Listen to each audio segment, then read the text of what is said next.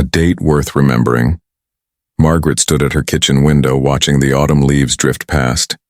At 58, she thought she'd made peace with her life's chapters. Her divorce from David had been finalized 3 years ago, amicable enough, though the wounds took time to heal. Then the invitation arrived. Cream-colored cardstock, elegant script. David was remarrying, and he'd invited her. She turned the invitation over in her hands, feeling the weight of 32 years together. Part of her wanted to decline, but another part felt she should go. For closure. For grace. "Mom, you don't have to face this alone," her daughter Emma had said. But Margaret didn't want to bring family. This needed to be on her own terms. That's when she thought of Thomas. She'd started volunteering at the community center after the divorce, teaching watercolor painting on Thursday evenings. Thomas brought his 10-year-old daughter Lily to the classes. He'd been raising her alone since his wife Sarah passed away 4 years earlier. They'd become friendly over the months. There was something about his quiet strength, the gentle way he encouraged Lily's creativity, that made Margaret feel at ease. One Thursday evening, as they cleaned up brushes together, Margaret mentioned the invitation. The words came out before she could stop them, the nervousness, the uncertainty, the strange mix of emotions. Thomas listened without judgment. Then he said softly, "That takes real courage." He paused, then added with a warm smile, "If you'd like some company, just as friends, I'd be honored to go with you." Sometimes these things are easier when you have someone in your corner. Margaret felt unexpected tears at his simple kindness. "I'd like that very much." The wedding day arrived with brilliant October sunshine. Thomas picked her up in his old station wagon, wearing a neat gray suit.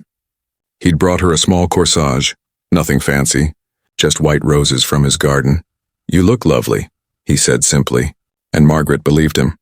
At the ceremony, Margaret sat beside Thomas, grateful for his steady presence. The vows were beautiful.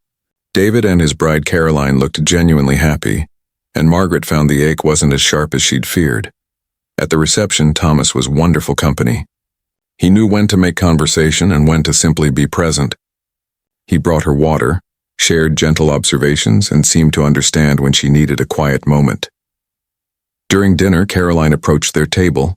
She was a kind-faced woman in her early 50s with warm eyes that held both joy and something deeper, perhaps nervousness.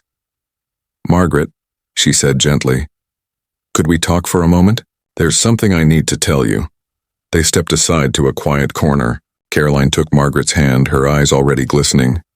"I know this might seem strange," Caroline began, "but I need you to know something. About 4 years ago, I was going through the hardest time of my life. My husband had just passed away suddenly. I had 2 teenage sons who were lost in their grief, and I felt like I was drowning." Margaret listened, her heart opening to this woman's pain. Caroline continued, her voice thick with emotion. "I started volunteering at the community center's grief support group, trying to find my way through. There was a woman there who led a watercolor class on Thursday evenings. She didn't run the grief group, but she had this way of being present, of listening, of making you feel seen." Margaret's breath caught. "That woman was you, Margaret. You didn't know my story, I never shared it in class. But you taught me and my sons to paint. Week after week you gave us a place where we could just be, where we could create something beautiful when everything felt broken." Tears were flowing freely down Caroline's face now.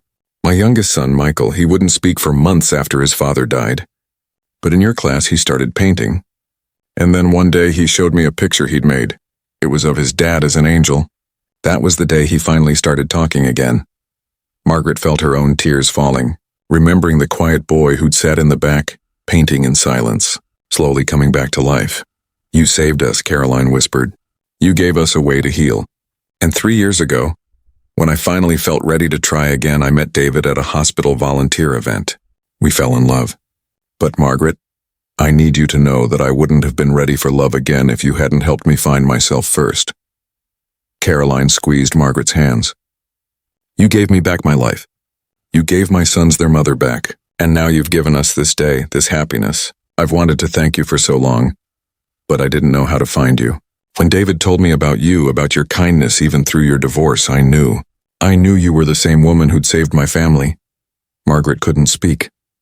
She pulled Caroline into an embrace as they both wept, tears of gratitude, of recognition, of the mysterious way kindness circles back.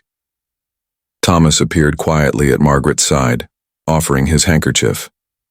His steady presence anchored her as the revelation washed over her. David joined them, his own eyes wet. "I told Caroline about your grace through everything," he said to Margaret. "About how you encouraged me to volunteer, to find purpose again.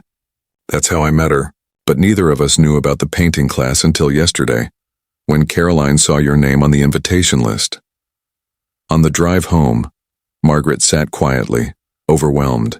As Thomas pulled up to her house, the evening light casting everything in gold, she finally spoke. "I had no idea," she said softly. "I was just trying to help, to do something good with my time after everything fell apart."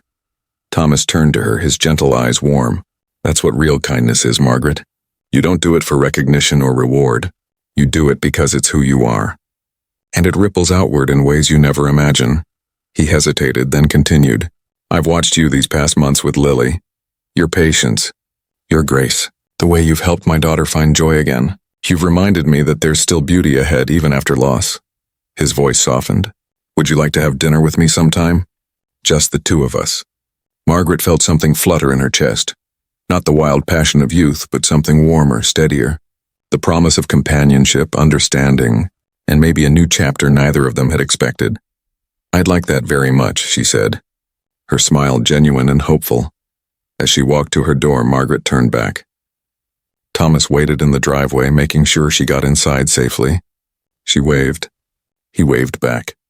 Standing in her doorway, Margaret understood something profound. Kindness ripples. It touches lives in ways we never see, creating circles of grace that come back when we least expect them. And sometimes, when we show up for others with open hearts, life quietly prepares something beautiful for us too. The autumn evening wrapped around her like a gentle embrace, and for the first time in years, Margaret felt truly ready for whatever came next.